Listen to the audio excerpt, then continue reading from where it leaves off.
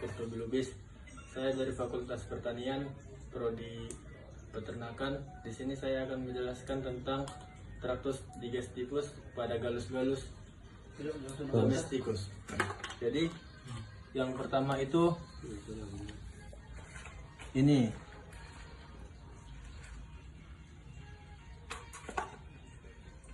Berikut fungsi-fungsi organ yang disebutkan dalam sistem pencernaan unggas. Yang pertama ada rostum, bagian dari paru unggas yang berfungsi untuk mengambil makanan pada beberapa spesies. Rostum juga membantu dalam menggali atau mencari makanan. Yang kedua ada esofagus. Nah, di sini esofagus adalah saluran yang menghubungkan mulut dan lambung.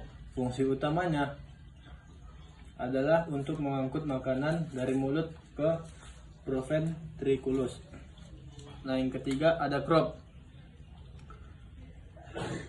Crop adalah bagian sistem pencernaan yang berfungsi sebagai alat penyimpanan sementara makanan sebelum dicerna lebih lanjut. Crop juga dapat memproduksi cairan yang membantu dalam proses pencernaan. Dan yang keempat ada proventriculus, merupakan lambung kelenjar yang berfungsi untuk memproduksi enzim dan asam lambung yang membantu mencerna makanan sebelum masuk ke ventriculus. Nah, yang ketiga adalah ventriculus. Yang kelima ada ventriculus, juga dikenal sebagai lambung otot, berfungsi untuk menggiling dan mencampur makanan dengan enzim pencernaan. Ventriculus membantu memecahkan makanan menjadi partikel yang lebih kecil. Nah, dan yang ketiga ada yang keenam ada duodenum, bagian pertama dari usus halus yang berfungsi untuk melanjutkan proses pencernaan dengan bantuan enzim dari pankreas dan empedu dari hati nutrisi mulai diserap di sini. Nah, di sini. Dan yang ke-8 ada jejunum.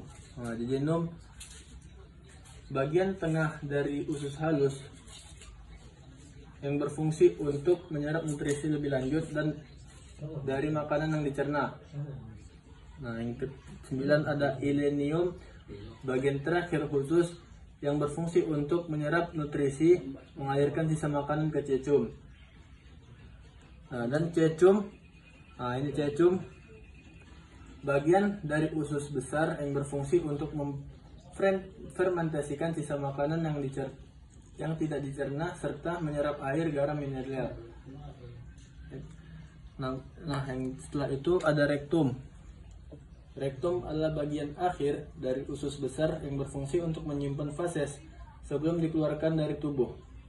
Dan ini yang terakhir adalah kloaka, saluran akhir yang berfungsi sebagai tempat keluarnya produk pencernaan fases, urin, dan juga sebagai saluran reproduksi. Kloaka yang berfungsi sebagai titik pengeluaran untuk berbagai sistem tubuh.